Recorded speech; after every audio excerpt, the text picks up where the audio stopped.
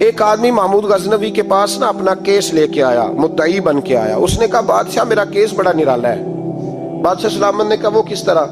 کہنے لگا یہ میرے پاس ایک تھیلی ہے، میں نہ سفر پہ جانے لگا تو یہ تھیلی پوری ہیروں کی بھری ہوئی. فلاں علاقے کے جو قاضی صاحب ہے نا، میں جاتی دفعہ میں کہیں سفر پہ جا رہا تھا تو میں ان کے پاس چھوڑ گیا کہ رستہ لمبا ہے، کہیں کوئی مجھ سے چھین نہ لے، ہیروں کی بھری ہوئی.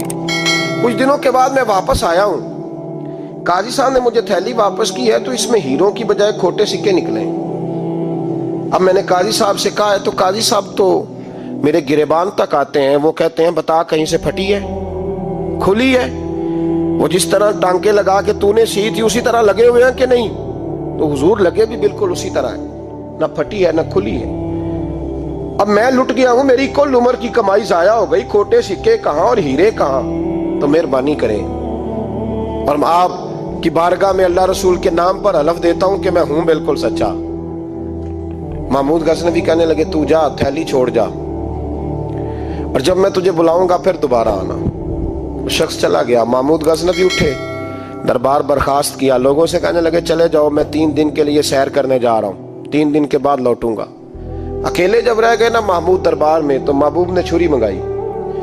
وہ جس تخت پہ بیٹھتے تھے وہاں گدا بچھا ہوا تھا، یہ گدا پڑا ہے نا، وہ گدا بچھا ہوا تھا. محمود نے چھری کے ساتھ اس کو پھاڑ ڈالا اور چھری جیب میں رکھی نکل گئے.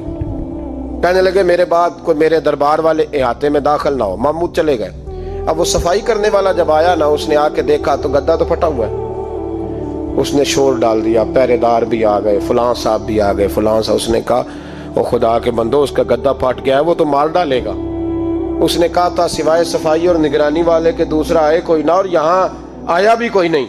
پہلے دن ہی پھٹا ہوا ہے تو لٹکا دے گا سب کو، کیا کریں؟ شور ہو گیا، سارے دربار کے ملازمین اکٹھے ہو گئے. ایک بندہ بولا، کہنے لگا فکر نہ کرو، میں کیسے بندے کو جانتا ہوں، اس طرح سیے گا کہ جس نے پھاڑا ہوگا اسے بھی پتہ نہیں چلے گا کہاں سے پھٹا تھا. ایسا بہترین رفو کرے گا کہ پتہ بھی. اس نے کہا یار ہم سارے 1 مہینے کی تنخواہ دیتے ہیں، تو بندہ بلا.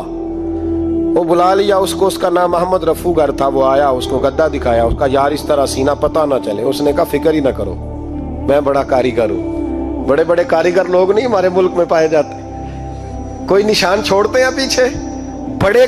احمد رفو گر کہنے لگا اس طرح سیوں گا کہ پھاڑنے والے کو بھی پتہ نہیں. ان کا پیسے لے یار تو سی دے.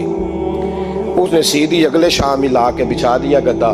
تیسرے دن بادشاہ سلامت آئے، آ کے پہلی نظر گدے پہ ڈالی. اس نے بلایا سب ملازمین کو، کہا کس نے سیا ہے؟ کہا جناب کیا ہوا؟ کہا یہ پھٹا ہوا تھا. کس نے؟ کہا نہیں پھٹا ہی نہیں. وہ کہنے لگے بنو بات، میں خود پھاڑ کے گیا تھا، تو بتاؤ صحیح سیا کس نے ہے؟ کہا جناب آپ پھاڑ کے گئے تھے تو بتایا کیوں نہیں؟ فرمانے لگے اسی لیے تو بتایا نہیں تھا کہ تم خود تحقیق کر لو، بلاؤ بتاؤ سیا کس نے. تو بلا لیا، احمد رفو گر آ گیا.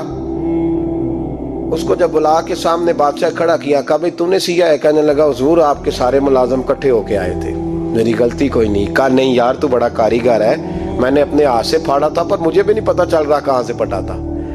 اچھا یہ بتا یہ تھیلی جو ہے یہ بھی تو نے سی تھی؟ اس نے کہا جی آپ کے خادم کا ہی کارنامہ ہے، وہ فلانے علاقے کے قاضی صاحب آئے تھے، اس میں سے ہیرے نکال کے تو کھوٹے سکے بھرے تھے، تو مجھے بھی تھوڑا سا حصہ ملا تھا.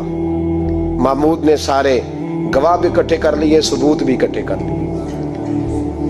پھر قاضی کو بلایا، پہلے سارے ثبوت اور گواہ کیس حل کر لیا. پھر ہمارے ہاں یہ حال ہوتا ہے کہ مدعی 2-3 ہفتے کے بعد خود ہی ہاتھ باندھ جاتا ہے، کہنا تسی میری جان چھڈو، مجرم پھڑو پاوے نہ پڑھو. وہ کہتا ہے مجھے معافی دو، میں رہا. ظلم ہے نا، ظلم زیادتی ہے کہ جو بیچارہ اتنے سوال مجرم سے نہیں ہوتے جتنے مدعی سے ہوتے. آپ یقین کریں اتنے سوالات ہوتے. سارے ثبوت اکٹھے کر کے قاضی